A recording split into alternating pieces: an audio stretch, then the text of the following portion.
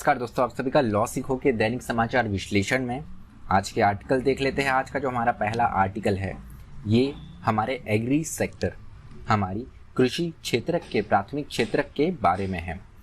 आज के जो हमारा दूसरा आर्टिकल है ये भौतिकी के कुछ नए नियम आ सकते हैं उनके बारे में बात करता है। बड़े ही दिलचस्प आर्टिकल है ये। म्योन G-2 को लेकर एक एक्सपेरिमेंट हुआ था, उसी के बारे में यह आर्टिकल बात करता है कि फिजिक्स में क्या भौतिकी में कुछ बदलाव हो सकते हैं सिद्धांतिक रूप में से, उसके ऊपर हम इस आर्टिकल में चर्चा करेंगे। तो चलिए मैं आगे बढ़ूं उससे पहले आपको प्रोजेक्ट मैवरिक के बारे में बताना चाहता हूं। अगर आप क्लैट या इसके अलावा और कोई लॉ एंट्रेंस एग्जाम की तैयारी कर रहे हैं तो आपके लिए ये कोर्स बहुत सहायतापूर्ण हो सकता है। केवल 100 रुपये की राशि में ये कोर्स उपलब्ध है। तो चलिए आज का MCQ क्वेश्चन देखते हैं। वो यह है कि निम्न में से सब एटॉमिक पार्टिकल कौन सा है।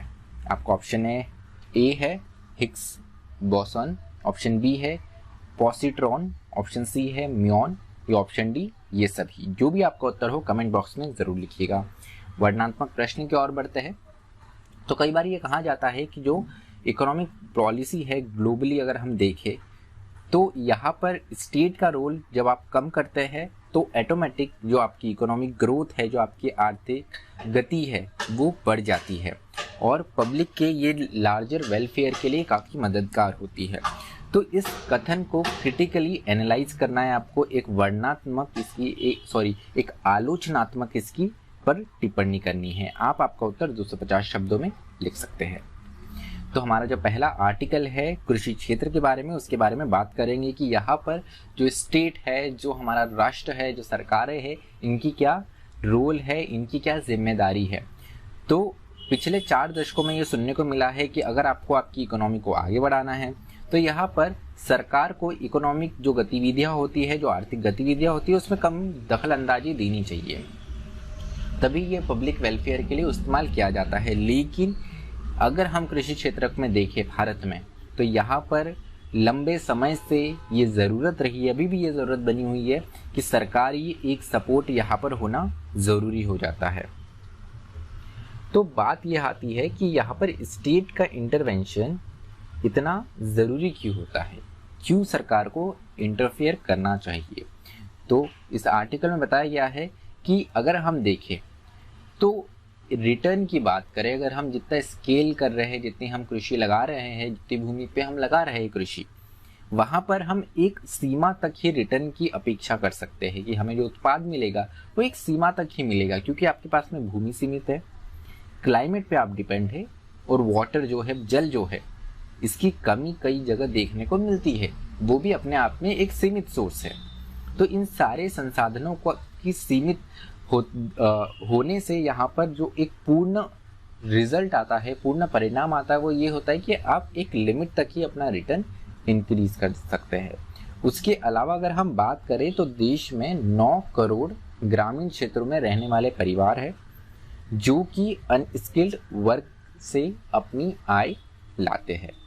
इन 9 करोड़ रूरल फैमिली में से 4 करोड़ जो है वो छोटे और मंझोले किसान हैं, जो कि हमारे एग्री सेक्टर से, कृषि क्षेत्र से सीधे रूप से जुड़े हुए हैं।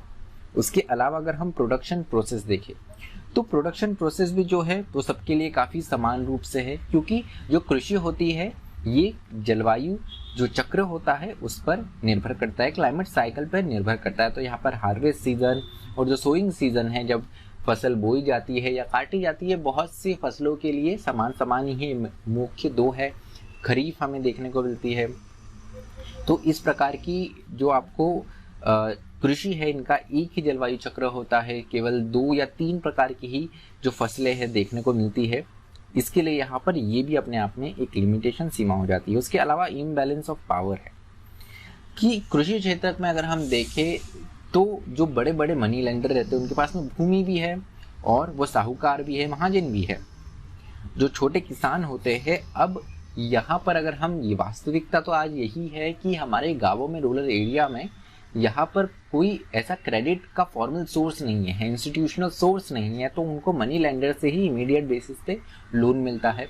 अब मनी लेंडर जो है, साहूकार जो है, वो कम से कम 60 से 120% पर एनम के हिसाब से यहाँ पर इंटरेस्ट रेट वसूलते हैं, जिससे ये स्वाभाविक है कि जो छोटा और मंझोला किसान है ये एक डेट ट्रैप में, एक ऋण के जाले में अटक जाता है।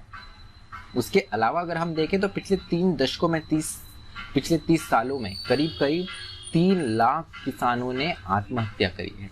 तो समझ सकते हैं कितना महत्वपूर्ण ये सेक्टर हमारे लिए है और इसकी स्थिति क्या है।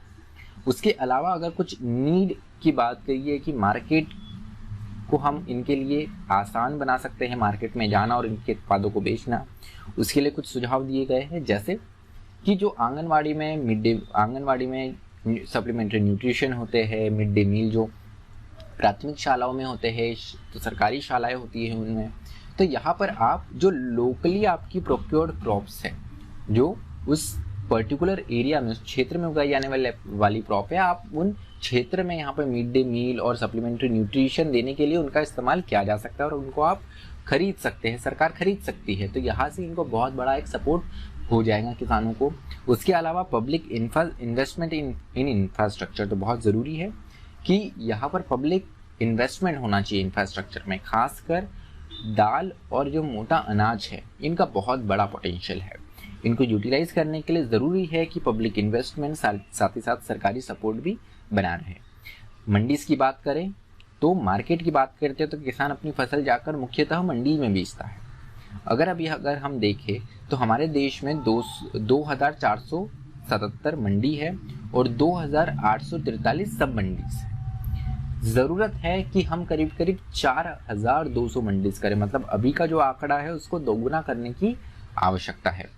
उसके अलावा अगर हम देखें तो 800 मिलियन जो इंडियंस हैं वो अभी भी रूरल एरिया में रहते हैं। इसका अर्थात ये है कि वो कहीं ना कहीं सीधे या इनडायरेक्टली, कहीं ना डायरेक्टली या इनडायरेक्टली जो है वो किस क्षेत्र से जुड़े हुए हैं। तो हमारे आबादी का अगर हम भाग देखें तो करीब ये 55 से 60% हमारी आबादी आज भी गांवों में ही रहती है, जो कृषि से जुड़ी हुई है कहीं ना कहीं से।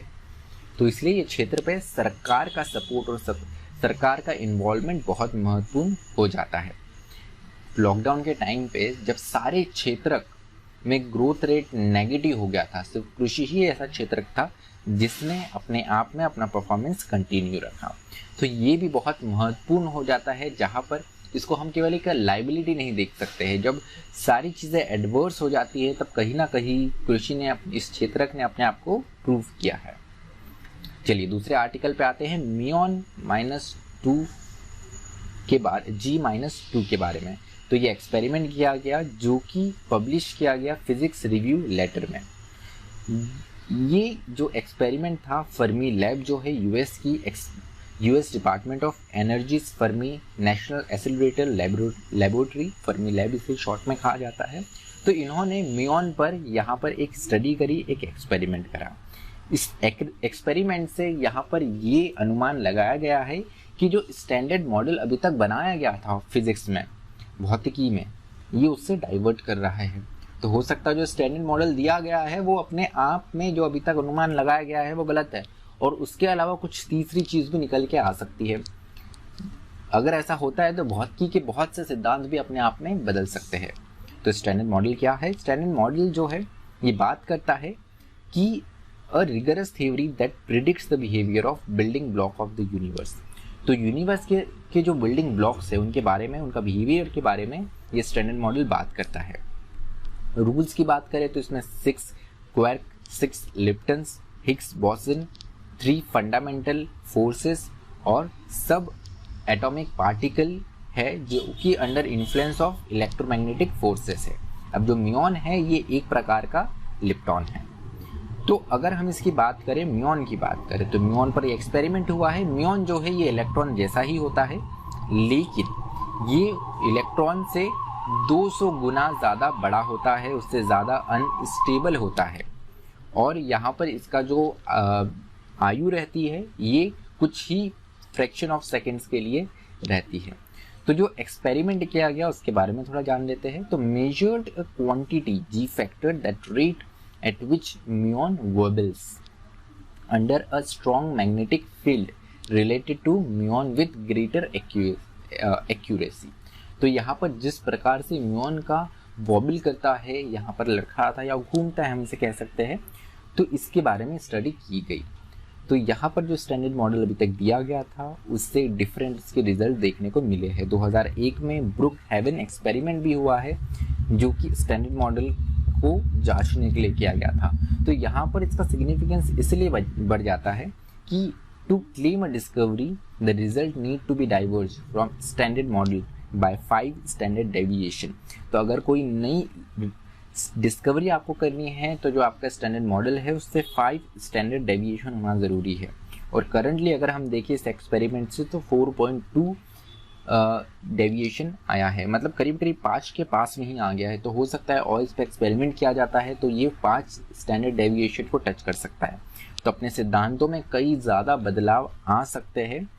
भौतिकी के जो अपने सिद्धांत है उनमें बहुत बदलाव हमें देखने को भी मिल सकते हैं आगे आने वाले समय में, और इसके बारे में विस्तृत जानकारी होंगी। अभी जो है जो स्टडी पब्लिश की गई है उसके ऊपर भी काफ़ी कमेंट आने बचे हुए हैं। जो इन्हें दावा किया है उसमें कितनी मजबूत बात है, कितनी सत्य बात है, उसके बारे में भी तभी एक पूर्ण विचार बन सकता है जब बहुत से देशों की तरफ से, अलग अलग साइंटिस्ट की तरफ से, वैज्ञानिकों की तरफ से इस पर कुछ कमेंट आता है।